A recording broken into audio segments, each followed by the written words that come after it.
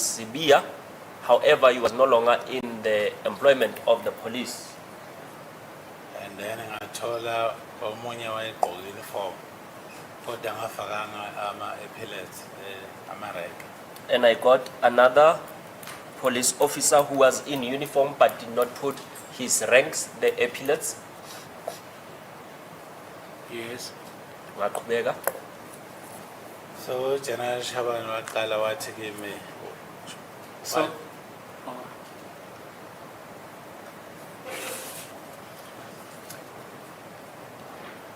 in relation to in the office, is there anything that was significant that you were called for? E-ofisini ikhona into ebeyibalulekile ebowubizelwe yona. njengoba bengisho ngithi efonini wathi kimi ungibiza ngoba une-information case kaSenzo Meyiwa. Like I said, that on the telephone, he had informed me that he is calling me with regards to information that he has with regards to the case of Senzo Meyiwa. Yes. Ngaqhubeka. Mase silapha e-ofisini ke washo ukuthi lona usho ukuthi angazisi ukuthi abobani laba la e-ofisini. When we got to the office, he introduced me to the people that were in the office.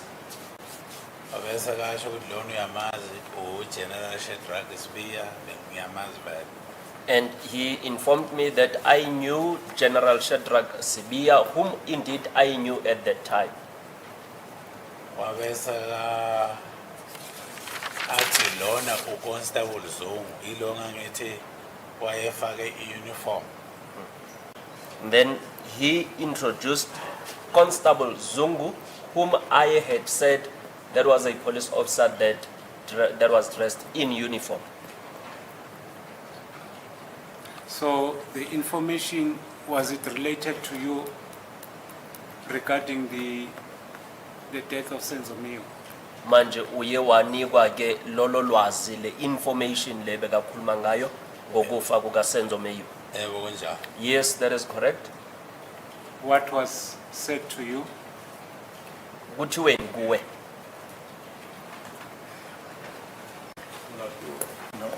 Once again, Hello. really we object to this kind of evidence. We've already raised an objection that it's irrelevant, it's hearsay evidence. We're going to leave it at that, my lord. We're not going to raise any further objection. May I withdraw that question, my lord? Sir, was there anything relating to accused number 1 that was mentioned in that office? Ikhona into ebekade imayelana nomsolo wokuqala eyakhulunywa ngalelo langa kuyo lelo office. Bakhuluma ukuthi bambopha nge-19 zikaMarch. They had said they arrested him on the 19th of March, Bambophela yona icase kaSenzo. arresting him for the case of Senzo. Sorry, 19 March, which year? 19 March kumuphunyaka 2019. 2019. Yes. In that office, what was your, after you were informed about his arrest, accused number 1? Sorry. Mr. Mgomezulu, when allegedly did Mr. Senzo Meyiwa die? Sorry, ma'am. Allegedly, when is it said that Mr. Senzo Meyiwa died? 26 October 2014. 2014. Yes. Okay, fine. Proceed. Ungaqhubeka? Ukuthi usaqhubeka. I said, You were still asking me a question. yes. In relation to accused number 1, I want you to tell the court your involvement about what you were told about accused number 1. Manje ufuna ukuthi utshele inkantolo ukuthi wena uye wayenzani ngalento ebukade utshelwe ngomsolo wokuqala.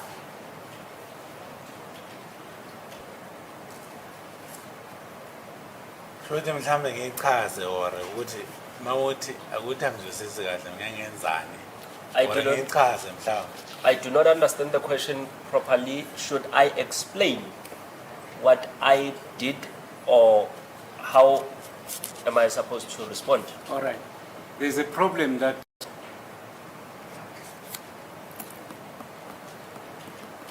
problem of the state. If you say this is what was said by General Shabane, it amounts to hearsay. But now what accused number one told the court that he was arrested on the 19th of March 2019. What actually happened, because you cannot say what General Shabane has said. According to your own, after you have been related with the information about the death of Senzo, you as warrant officer, you as the investigating officer in this matter, what did you do? Uthi ummeli kuba nenkinga uma uthi ulishabani uye wathi uye wangitshela ukuthi lokho kuba nenkinga ingokho umshushise libele ephakama. Ufuna ukwazi ukuthi wena njengephoyisa ebelikade liphenya wenzeni ngokwakho.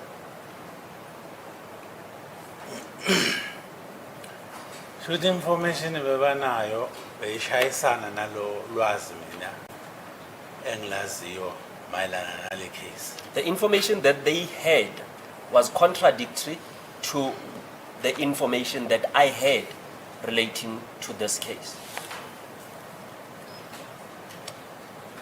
What do you mean by that? Usho ukuthini ma usho kanjalo?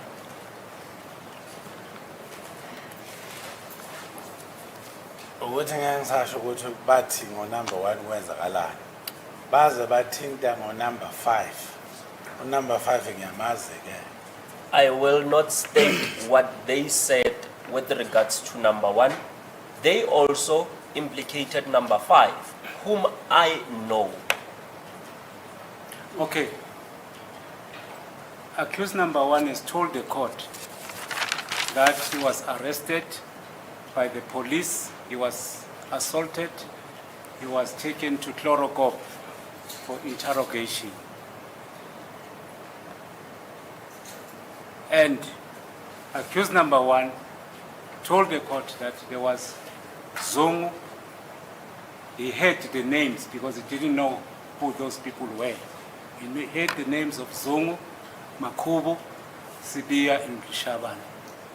Umsolo wokuqala yena uthi yebo uboshiwe ngo2019 la ukuthi uye washawa futhi wayisiwa eChlorkop wezwa ngoba wayekade engabazi labo bantu wezwa amagama uZungu, uSibiya, Makhubo noLshabane. Yoke sengichazile ukuthi mina bengikhona eChlorokop. Ukhona mina, ukhona uZungu, ukhona yena uGeneral Shabane noSibiya. As I have testified that Kulelo office lelo ngangikhona kulo. As I have testified that I was present in that particular office in Chlorkop, Zungu was present, Sibiya was present, as well as Leshabani in that particular office that I was in. All right, sir. Let's say after the meeting, being the investigating officer of the case, was accused number one charged formally from the information that you were given? Manje ngale ngemva kwalowo mhlangano onibe nawo kuleya nkantolo kuleliya office. Umsolo wokuqala uye wathweswa amacala na ngemva kokuthi uthole lelo lwazi leli bengikade nihlanganele Was he lo. charged with the death of Senzo Meyiwa? Uye wathweswa icala lika Senzo Meyiwa lokubulawa kuka Senzo Meyiwa. Ngokwazi kwami azange wagcina ngokuboshwa nje kodwa azange ayikhotha. According to my information or knowledge, the last that happened was for him to be arrested, but he never appeared in court. All right. So when did you learn that accused number one was further arrested on the same allegations? Manje uzwe nini futhi ukuthi umsolwa wokuqala uboshiwe ngazo lezo insolo lezo? Mina ngazwa nje kuthiwa kunabantu ababoshiwe abawu-5 ekheyisini kaSenzo. I only heard that there were 5 people that were arrested with regards to the case of Senzo Meyiwa.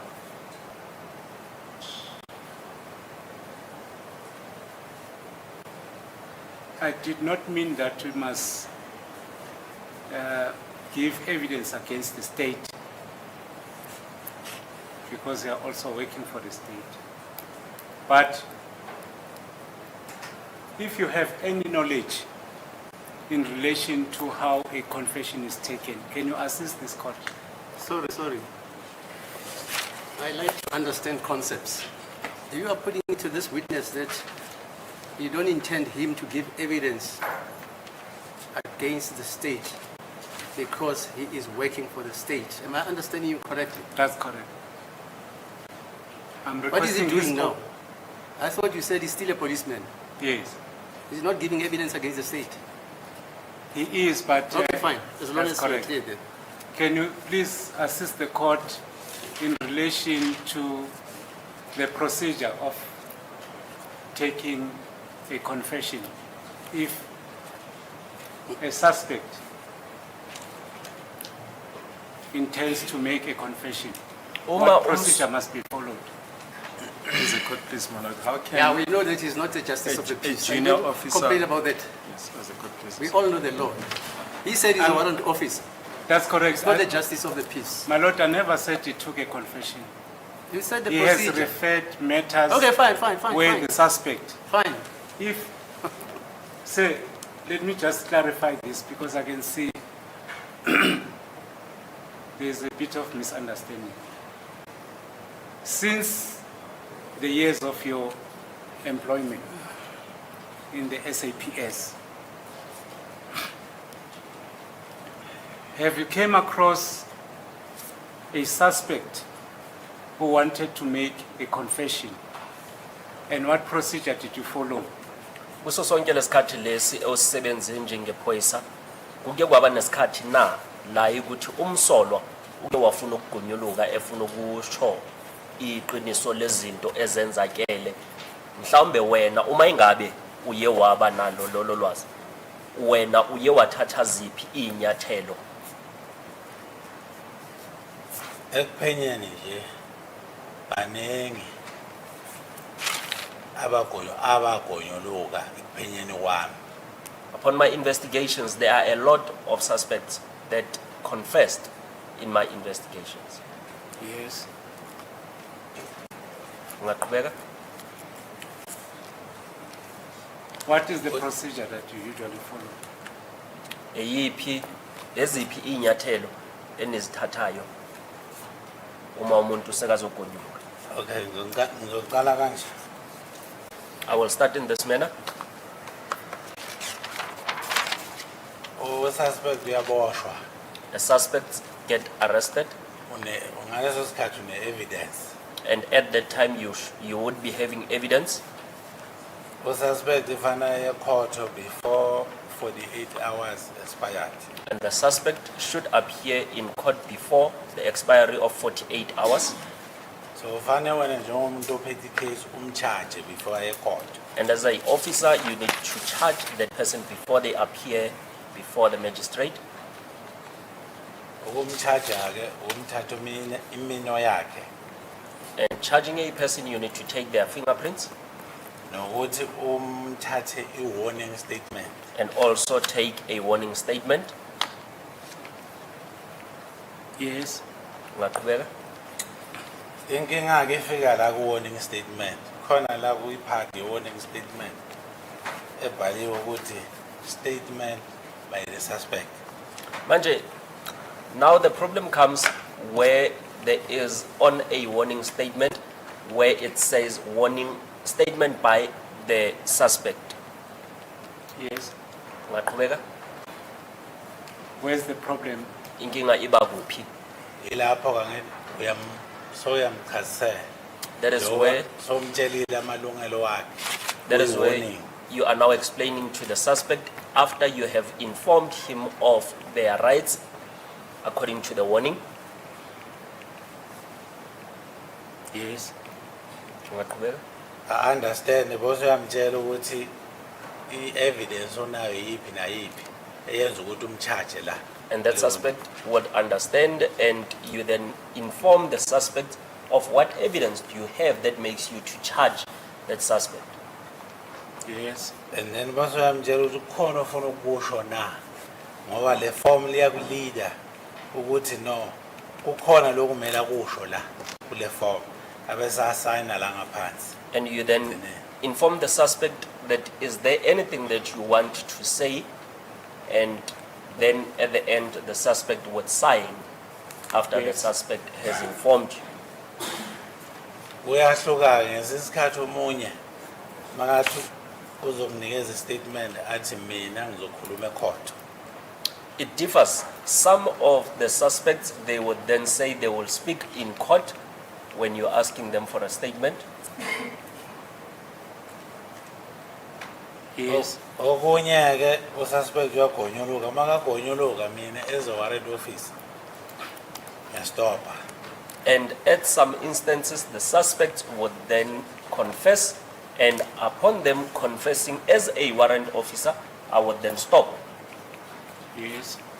Megaba. Kuluka ngitshela kona okuhambelana nale case engiyiphethe agonyuluka ngako. Bese ngiyambuza ngimtshela amalungelo wakhe ngimtshela ukuthi akafostekile ukuthi no angayikhuluma lento la kimi. Upon what the suspect is informing me, I would stop the suspect and inform them that they are not forced to tell me what they are about to tell me. Yes. Bese ngiyambuza ukuthi uma ngathola omunye umuntu ongazi lutho ngale case esikhuluma ngayo angamtshela yini lokho angitshela kona yena.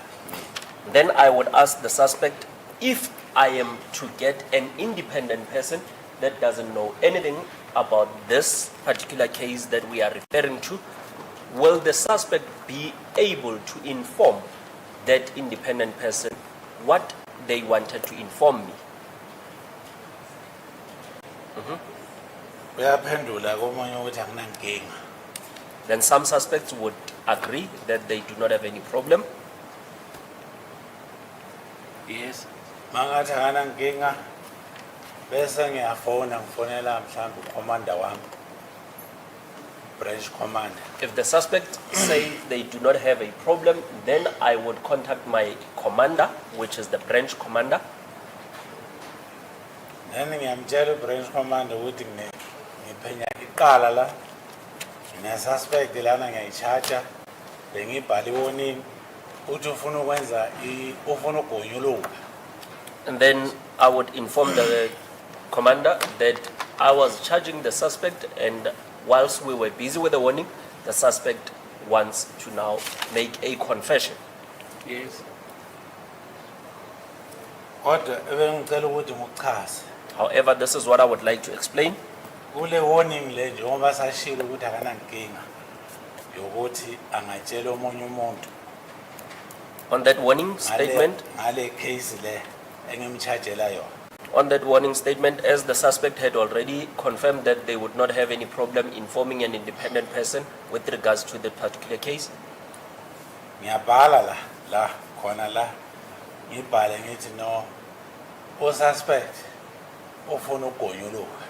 I would also write that the suspect wishes to make a confession, Bese ngiyamsayinisa la ngaphansi. then make the suspect to sign underneath. And then khona ispace futhi la kusayina mina khona. There As is, an investigating officer. there is also a space where myself as an investigating officer will sign.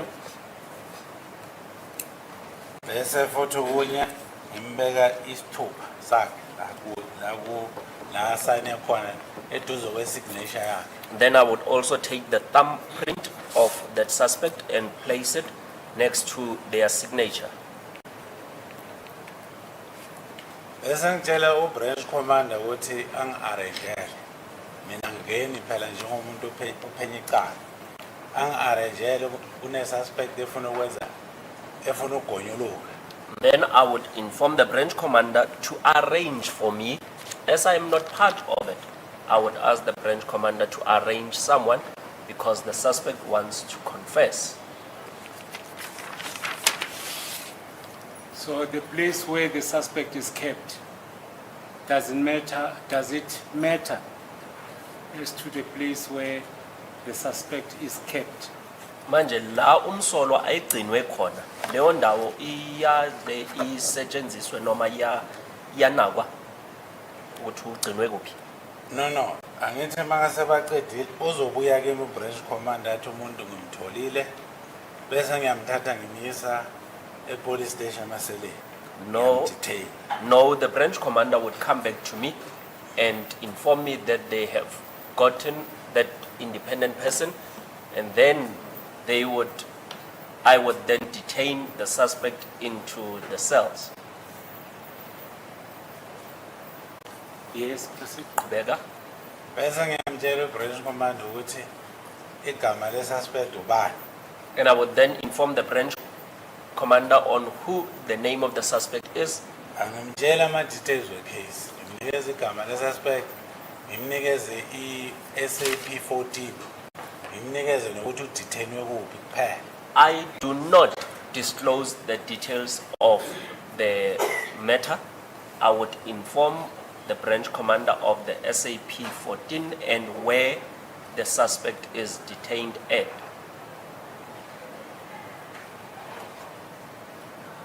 So is that all that you want to share with the court? Yiko kodwa lokho ofuna ukutshela inkantolo?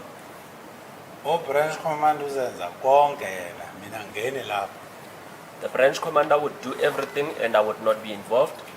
Nalaba mhlambe thola ukuthi mhlambe bengihamba nabo siyokwenza arrest nabo bangeni lapho abasondeli nje lapho. And other arresting officers that maybe I was in company of when we arrested the suspect, they are also not part of that. In relation to this matter, there is evidence before this court that by Brigadier Gininda that he interviewed accused number 1 at Fosloras police station where accused number 1 made some admissions.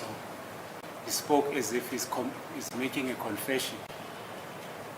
Manje la enkantolo kuleli cala esibhekane nalo kunobufakazi obulethwe uBrigadier Gininda ukuthi ubekade ekhuluma nomsolwa wokuqala emhloma ibibuzo la ukuthi umsolwa wokuqala yena uye wakhuluma ebonakala ingathi kunezinto afuna ukuzivuma noma egonyuluka. In terms of comparing your evidence, I understand Brigadier Gininda is a commissioned officer. He can take a confession. Uma bandakanisa nobufakazi bakho uyezwa yena ukuthi uBrigadier Gininda ungumuntu oyikuthi angakwazi ukuthi athathe istatement somuntu uma egonyuluka. Yebo ngakwazi ukusithatha statement somuntu as a commission officer. Yes. Ukuthi agonyuluke mara makaphethe case hlukile ke lokho. Yes, he would be able to take a statement of a person when they confess.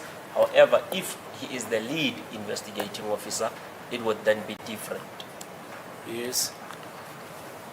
Is it the same case as we have mentioned that if a suspect wants to make a confession, you contact your branch commander? Kuyafana njengoba uqada ukuchaza manje ukuthi uma umuntu sekafuna ukugonyuluka kanjalo kwamele ushayele ucingo ku branch commander yakho.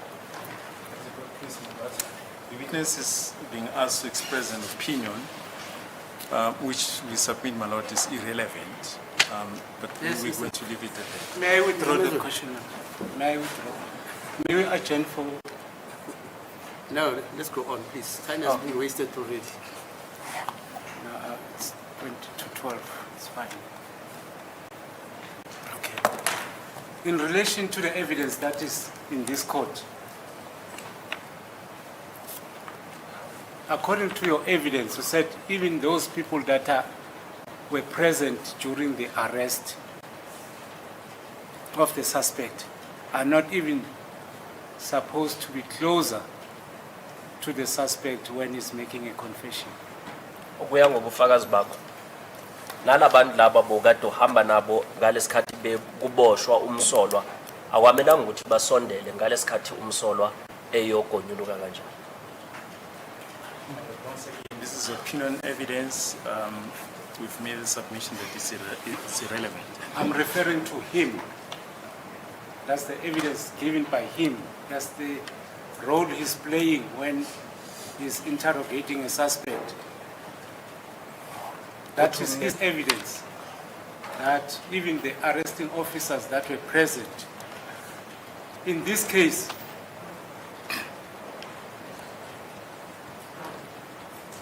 being the investigating officer, am I correct to say, are you the investigating officer of 636 of 10/2014? Umshushisi ummeli uthi ufuna ukwazi ukuthi wena iqiniso nawo ukuthi wena iphoyisa eliphenyayo kuleli cala u636 of 2014. Bese ngishilo ngabekwa National Commissioner no Minister wamaphoyisa kule case. As I 636 of 10/2014. As I have previously stated that I was appointed by the Minister of Police and the Commissioner to investigate in the matter 636 of 10 of 2014. So you mentioned 4 people that were appointed by the minister.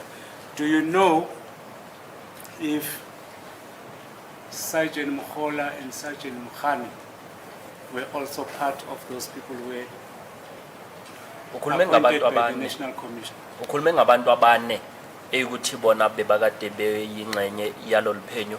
Uyazi ukuthi uSergeant Mkhola no Sergeant Mukhani bekade kungabanye abantu abekuthi bebakade bekwe uCommissioner nomphathi wamaphoyisa. What is the relevance of the question that my learned friend is asking? There's evidence before this court that they were part of the investigating team under the lead of Brigadier Kininda. I want the witness to agree if he has the knowledge of the of Mohane and Mkhola during the investigations in this case. Uthumela uyazi ukuthi uMkhane noMkhola nabo bekade kuyingxenye yalabantu bekade bebekwe uCommissioner nomphathi wamaphoyisa. No, I do not know. Okay. So, when accused number 1 was arrested, including accused number 2, 3, 4, and 5, were you contacted by either or by one of the investigating officers that were appointed under 636 10/2014? Uma umsolo wokuqala eboshwa nabo bonke laba owemsolo wesibini wesithathu wesine nowesihlanu uye wathintwa na washayelwa ucingo mhlawumbe womunye wabaphenyi balecala u636 10/2014. Azange akekho ngifone. No, there is no one that contacted me.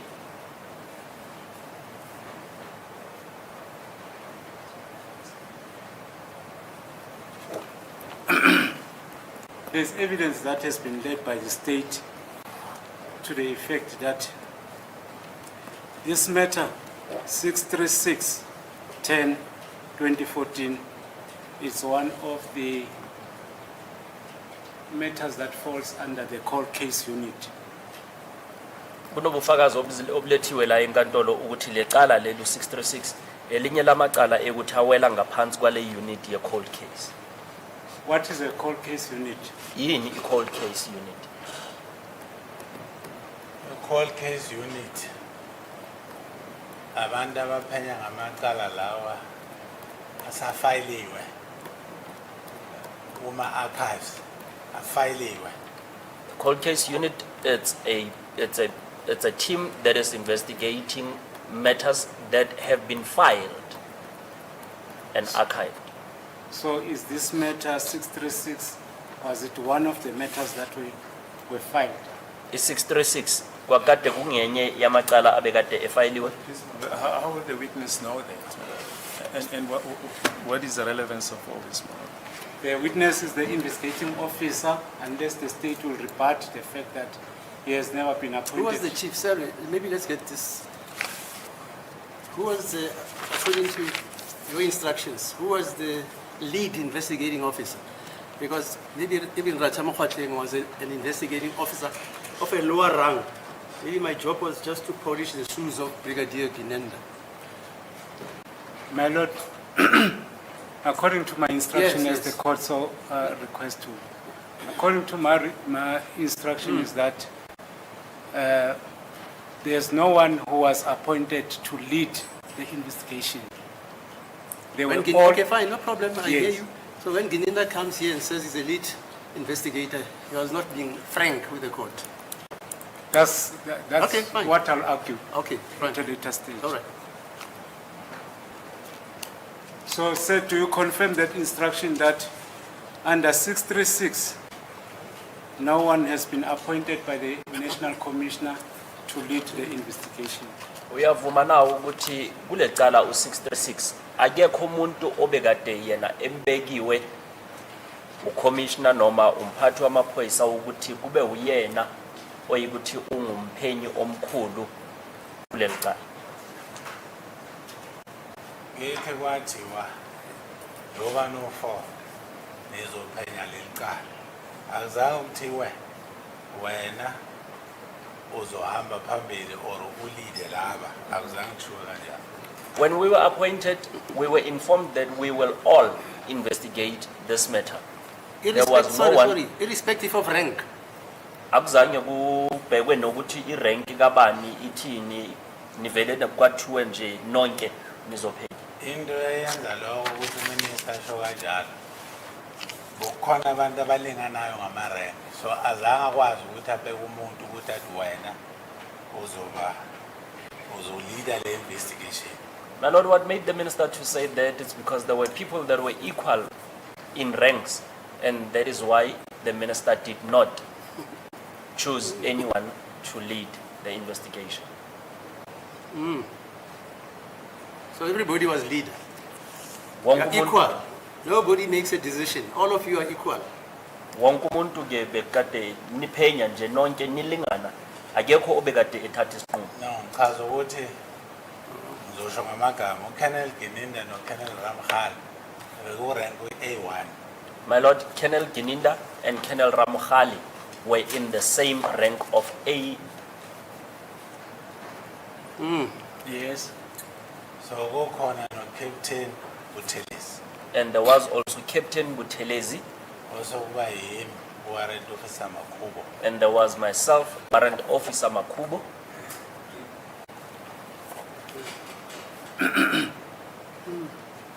So,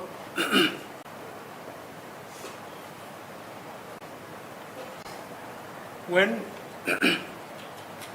when you appointed, if I want to get it correctly, you said, what evidence do you have that were appointed to investigate this case 636? Obuphi ubufakazi obeninabo noma yini That you into will engabonakanisa njengobufakazi ukuthi ubekade nawe ungomunye umuntu obekade ebekiwe? As a court, please. Mr. Balwe, I know he's now cross-examining his own witness. Please, let's go on with this case.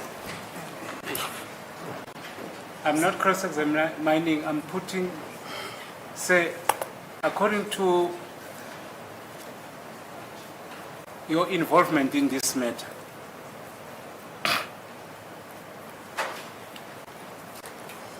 you were not, or at any given stage prior to the arrest of these 5 accused, you had a meeting with the rest of the investigating officer appointed. Sona isikhathi ukuthi niye nahlangana njengabaphenyi balecala ngaphambi kokuthi abasolwa baboshwe. Asihlangane kaningi. We indeed had meetings. But in relation to the confessions that were allegedly made by accused number 1 and number 2, ukuya ngokugonyuluka lokho kwenziwe umsolwa wokuqala nowesibini. Hayi cha, sahlangana. No, we did not meet with regards to the confessions. so are you saying you were not involved in the taking of the confessions of accused number 1 and 2? And are you also saying that it was not by agreement between the investigating officers? Manje uthi wena awuzange ube ingxenye yaloko kugonyuluka okwenziwe umsolwa wokuqala nowesibini futhi nina njengabaphenyi nanikade ningavumelananga ngaleyo nto. Okay, you can just mention accused number 1. Uthi ungakhuluma njengomsolwa wokuqala. Umsolwa wesibini ungakhulumi ngaye. Kulama meeting besiluka siwahamba. On the meetings that we held, Kwaba nembono ehlukene. Ingakho kwaba khona ukuhluka kwaba khona there were different opinions. Yes. so kwaba ngamaqembu ayi-2. And that is when we divided into 2 teams. Lokho kwazenzakalela ngoba kwaba nemibono ehlukene. It naturally happened because we had different opinions. Ingakho noma kuboshwa abamangalelwa laba azange saziswe mina no penalty. And that is why, even when the suspects were arrested, we were not informed, myself and Colonel Buthelezi. So let's get back. You said, insofar as your knowledge about the cold case, this case was not filed. It was still under investigation. Is that your evidence? Uthe wena ukuya ngolwazi lwakho leli qala lona lalikade lingakafayilwa ukuya ngolwazi lwakho. Belangafayilwa lelicala leli into engenza ukuthi ngisho ukuthi belangafayilwa. Uminister yathi makasibela wathi bekunama member of 40 aphenya leqala. Yes, this matter was not filed yet, and what makes me to say that is because the minister, when he appointed us, he said there were 40 members that were investigating this matter, So bakoshile ufaka thina. And- So 4. and he had dismissed all of them, and he was now appointing the 4 of us.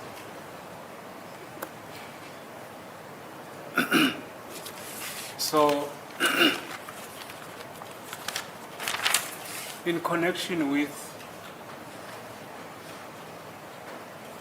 the investigations, and you even said there were 2 camps because of different opinions.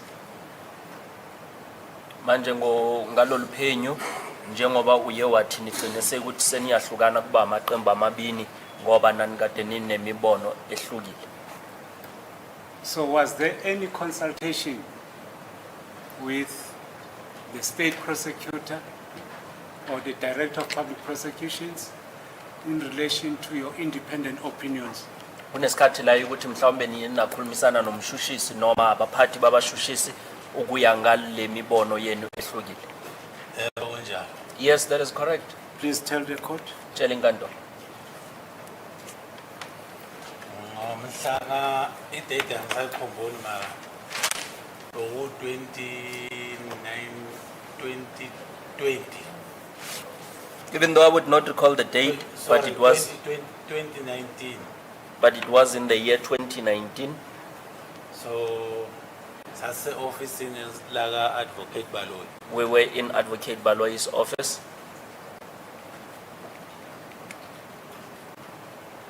Sizokhuluma ngayo indaba yale case. to speak about this particular case.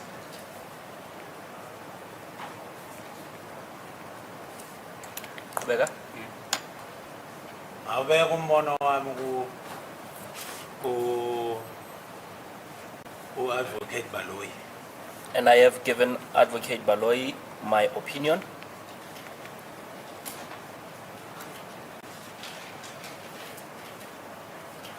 Yes. Qhubeka. Ngalo lonke uphenyo lalo mbono wami ohlukile About the investigation of my different opinion.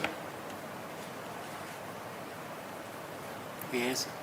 Qhubeka ba. so sashi docket kuye. And we left the docket in Mr. Baloyi's office. If you say we, with who were you? Uma uthi sa shia docket. Bonobani. Bekuye no Colonel Tellers. It was myself and Colonel Buthelezi. Yes. Yebo. Uma kusenjalo kwafika uColonel Ginenda kwafika ne docket leli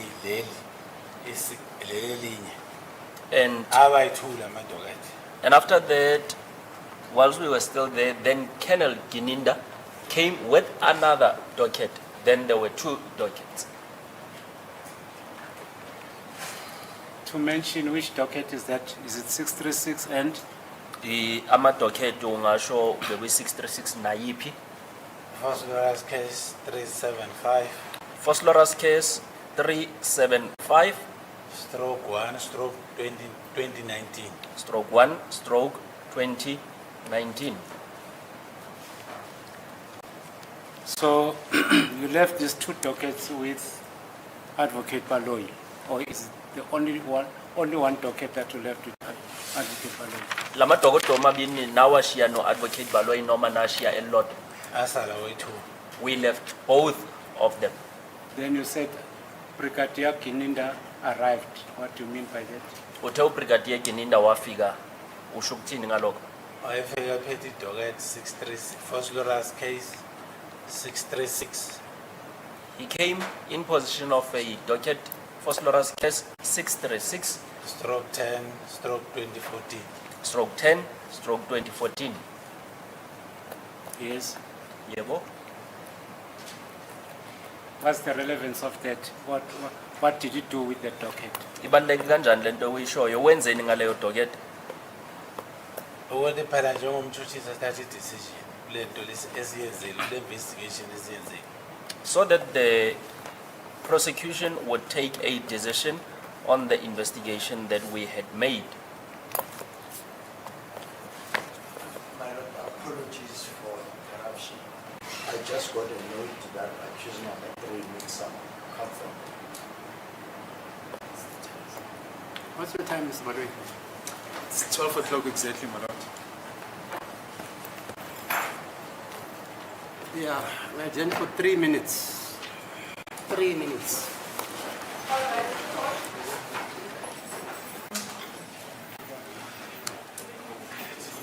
Was there any letter that was issued to you by the National Commissioner or the Minister terminating your appointment as the investigating officer in this case? Ikhona incwadi oye wayinikwa mhlawumbe umphathi wamaphoyisa noma incwadi ewuye wanikwa ukuthi kuleli cala awusase omunye wabaphenyi.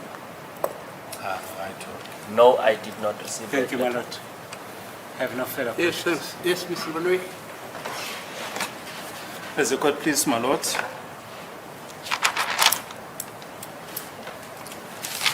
Warrant officer. Should you go first, Mr. Sorry. Mr. Rapp. Yes. As the court proceeds, my lord, I don't have any questions for them. You don't have any questions? Yes, Miyiki? No question. Mr. Numano? But I have no questions, thank you. Mr. Mshololo? No questions, Okay, yes, Mr. Warrant officer Makubo, you testify that you were not involved in the taking down of the confession of accused number 1. Is that correct? Uthe awuzange ube ingxenye yokuthi ubhale uma umsolo egonyulu. Ngisho kanjalo. That is correct. You were also not involved in the pointings out that took place on the 5th of June 2020, is that correct? Futhi nokukhomba okwayenzakala nge-5 zika June 2020 wawukade ungasiyingxenye yakho. Yebo kanjalo. That is correct. And those are the issues that the court is seized with at the moment, so your evidence is not helpful as far as those two aspects are concerned, the taking down of the confession of accused number 1, as well as the pointing out that took place on the 5th of June 2020.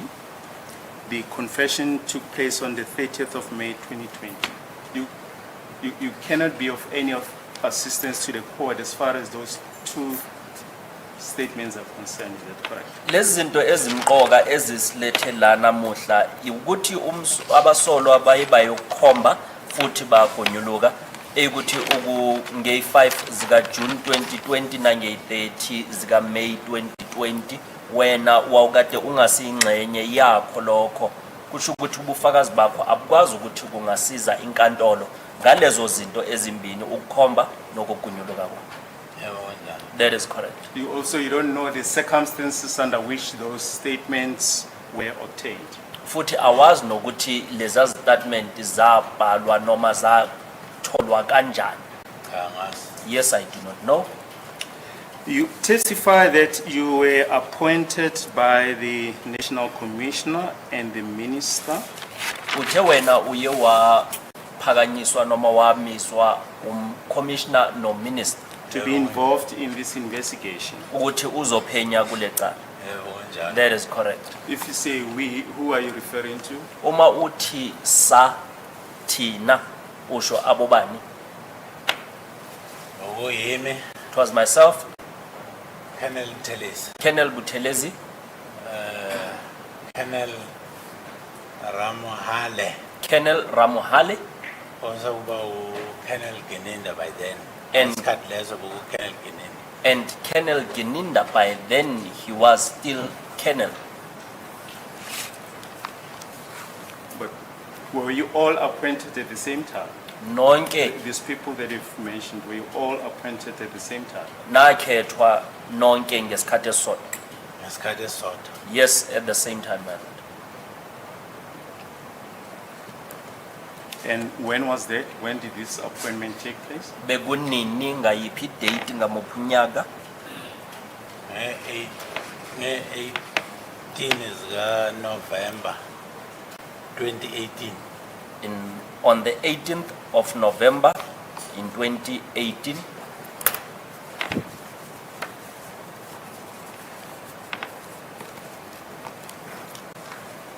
The evidence of Brigadier Ginina is that they took over as a cold case unit in 2019. What is your comment? Brigadier Gininda yena uthe bona baye bafika basebenza baqala ukusebenza kuleli cala ngo-2019 njenge cold case unit.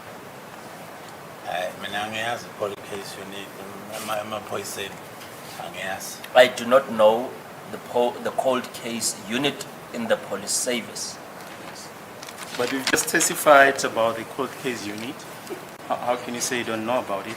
Manje mawuthi awuyazi cold case unit usho kanjani ngoba bowuphana ubufakazi ngayo? No, ngibuzwe ngama case ukuthi kanjani ama case ay cold case unit, not unit. I was asked about the type of cases. What type of cases are referred to as cold case units, not the unit itself. You testify that the cold case unit deals with cases that have been filed. Is that correct? Kodwa uthe i-cold case unit isebenza ngama case ekuthi sewafayiliwe. Iqiniso lelo? That is correct. But Brigadier Gininda outlined the mandate of the cold case unit as working on cases that have not been resolved, not filed.